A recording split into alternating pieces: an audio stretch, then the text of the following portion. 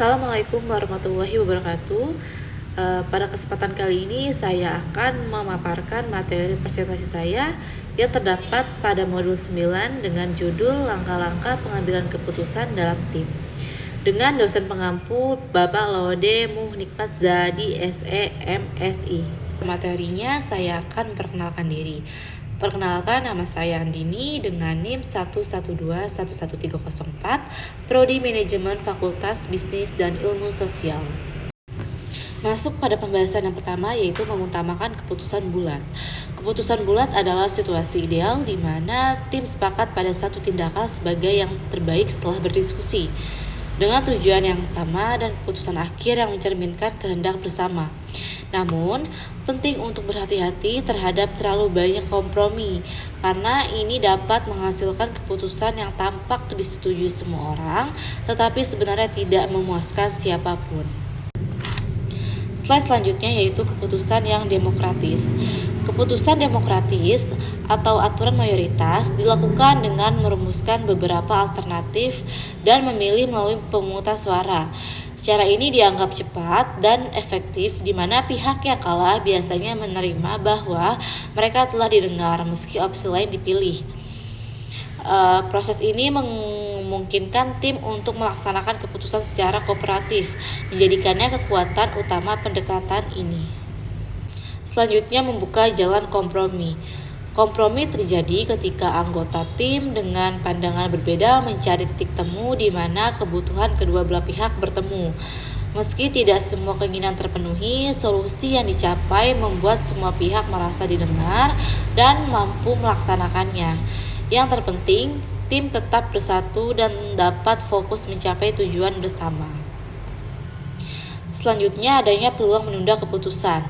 Terkadang tim memutuskan untuk menunda keputusan karena kurangnya informasi, kebutuhan akan penelitian tambahan, atau adanya pertanyaan yang belum terjawab.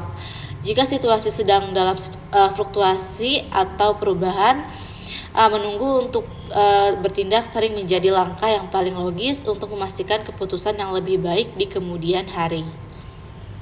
Selanjutnya, keputusan untuk tidak memutuskan. Dalam beberapa situasi, tim dapat memilih untuk tidak mengambil tindakan apapun jika semua alternatif yang tersedia dianggap tidak memadai. Keputusan ini membuka peluang untuk terus mencari solusi yang lebih layak, karena tidak bertindak juga merupakan pilihan yang valid. Selanjutnya, walaupun tidak setuju tetapi tetap komitmen. Melalui diskusi terbuka, pihak yang awalnya tidak sepakat dapat berubah pandangan atau menemukan solusi lain yang lebih baik. Berikut cara untuk tidak setuju namun tetap mendukung keputusan. Yang pertama, akui pendapat yang telah disampaikan. Yang kedua, ajukan informasi atau sudut pandang tambahan. Yang ketiga, terima bahwa prioritas orang lain mungkin berbeda, terutama jika keputusan menjadi tanggung jawab mereka. Dan yang keempat, dukung pelaksanaan keputusan secara bersama. Setiap anggota tim perlu berpartisipasi aktif dalam diskusi dan siap berkomitmen untuk menerapkan keputusan demi keberhasilan bersama. Selanjutnya yaitu pihak yang bertanggung jawab memutuskan. Pemimpin seringkali tergoda untuk mengambil keputusan terlalu cepat, menggunakan wewenang sebelum semua suara didengar. Ini dapat mengabaikan masukan berharga dari tim yang termotivasi. Namun, ada saatnya pemimpin harus memikul tanggung jawab untuk membuat keputusan akhir, terutama ketika proses terhenti setelah mempertimbangkan informasi dan masukan tim. Pemimpin dapat mengambil langkah tegas dengan berkata, "Inilah yang akan kita lakukan," guna memastikan kemajuan menuju implementasi. Bagaimana tanggung jawab tersebut adalah bagian dari peran kepemimpinan. Selanjutnya, kemas ulang kerangka pilihan. Pemimpin dapat mengubah pendekatan dengan menyusun ulang pilihan yang dihasilkan dari diskusi tim. Tanpa tergoda untuk mengambil keputusan tersendiri, pemimpin dapat menyalurkan masukan tim dan memfokuskan pilihan, sambil tetap menyarankan keputusan akhir kepada mereka. Misalnya, pemimpin dapat menyaring 4 alternatif menjadi 2, kemudian mengajak tim berdiskusi lagi untuk mempermudah kompromi atau keputusan bersama. Dengan cara ini, pemimpin Yang pertama, harus mengurangi gangguan dan mengarahkan fokus. Yang kedua, menegaskan peran sebagai fasilitator tanpa memaksakan keputusan. Yang ketiga, merangkum pro dan kontra pilihan utama untuk menjauhkan perhatian dari opsi yang kurang disukai.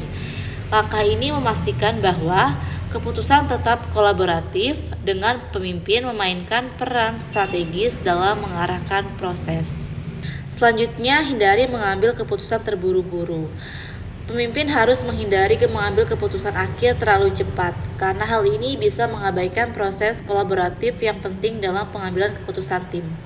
Sebaliknya, pemimpin perlu memberi ruang bagi tim untuk mencapai keputusan bersama yang dapat mereka dukung sepenuhnya. Pemimpin yang efektif membantu tim mencapai hasil yang menjadi komitmen setiap anggota, mengembangkan keterampilan kepemimpinannya yang mampu membimbing tim yang bersemangat dan berkomitmen dalam tantangan, namun hal ini diperlukan untuk mencapai keputusan terbaik. Selanjutnya, hindari mengambil keputusan terburu-buru. Pemimpin harus menghindari mengambil keputusan akhir terlalu cepat, karena hal ini bisa mengabaikan proses kolaboratif yang penting dalam pengambilan keputusan tim. Sebaliknya, pemimpin perlu memberi ruang bagi tim untuk mencapai keputusan bersama yang dapat mereka dukung sepenuhnya.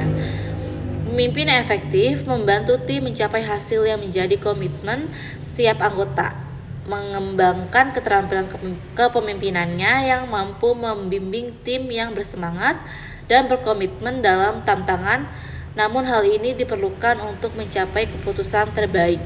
Selanjutnya, komponen pengambilan keputusan, alternatif dan kriteria keputusan.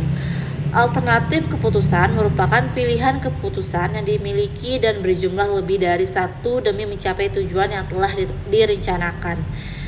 Kriteria keputusan merupakan pertimbangan dalam proses penetapan alternatif keputusan.